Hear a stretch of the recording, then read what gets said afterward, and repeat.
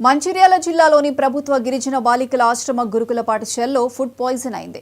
దీంతో 12 మంది విద్యార్థులు తీవ్ర అస్వస్థతకు గురయ్యారు. విద్యార్థులను చికిత్స కోసం పాఠశాల సిబ్బంది ప్రభుత్వ ఆసుపత్రికి తరలించారు.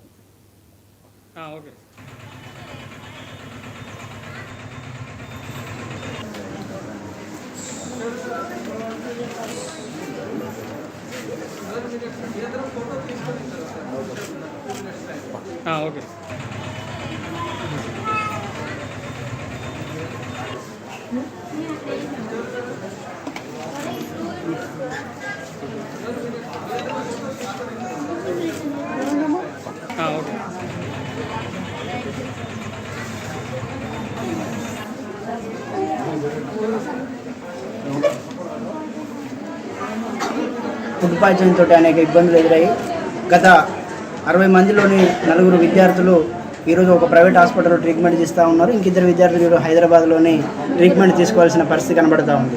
అది మరొక ముందే ఈరోజు మంచిర్యాల జిల్లా సాయికుంట ఆశ్రమ పాఠశాలలోని 12 మంది విద్యార్థులు ఈరోజు ఫుడ్ పాయిజన్ తోటి ప్రభుత్వ హాస్పిటల్లోని ట్రీట్మెంట్ తీసుకోవాల్సిన పరిస్థితి నెలకొంటా ఉంది. దీనికి ప్రధానంగా సంబంధిత అధికారులు నిర్లక్ష్యం అని చెప్పేసి కూడా మేము పీడిఎస్ విద్యార్థి సంఘం డిమాండ్ చేస్తున్నాం. ఎందుకంటున్నామంటే సరుకులు వచ్చే క్రమంలోనే ఆ సరుకులు యథావిధిగా ఎప్పటికప్పుడు సరఫరా చేయని నిలకడగా ఉండడంతో ఈ వ్యవస్థ జరుగుతుందని చెప్పేసి మేము పీడిఎస్ డిమాండ్ చేస్తున్నాం. అట్లనే అక్కడ ఉన్నటువంటి హాస్టల్లో ఉన్నటువంటి నీటి సౌకర్యం కానివ్వండి, అదేవిధంగా శుభ్రత కానివ్వండి, ఎటువంటి కూడా అపరిశుభ్రతంగా ఉంటుంది తప్ప శుభ్రత అనేది ఎప్పుడు కూడా కనబడదు.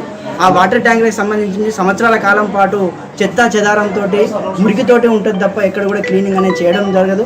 ఈ సంబంధిత అధికారులు హాస్టల్లో ఎంక్వైరీ చేయడం కానివ్వండి, శుభ్రత కోసం మాట్లాడడం కానీ చూసి చూడనట్లు వివరిస్తారు తప్ప ఎక్కడ కూడా చర్యలు తీసుకోవాల్సిన పరిస్థితి ఈ మంచిర్యాల జిల్లాలో లేదు.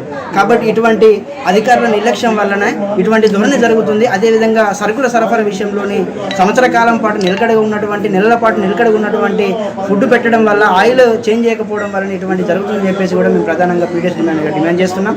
కాబట్టి సంబంధిత అధికారులు, వార్డన్లు, హెచ్ఎంలపై ఈ నిర్లక్ష్యంగా ఉండడం వల్ల ఇటువంటి జరుగుతుంది. కాబట్టి జిల్లాలో ఉన్నటువంటి కలెక్టర్ గారు ప్రత్యేకంగా వీటిపైన దృష్టి పెట్టి, పీఓ గారు ప్రత్యేకమైన దృష్టి పెట్టి వీళ్ళపైన చర్యలు తీసుకొని ఇటువంటి మరలా జరగకుండా చూసుకోవాలని చెప్పేసి కూడా మేము పీడిఎస్ విద్యార్థి సంఘం డిమాండ్ చేస్తున్నాం. కాబట్టి వీటిపైన ప్రత్యేకమైన చర్యలు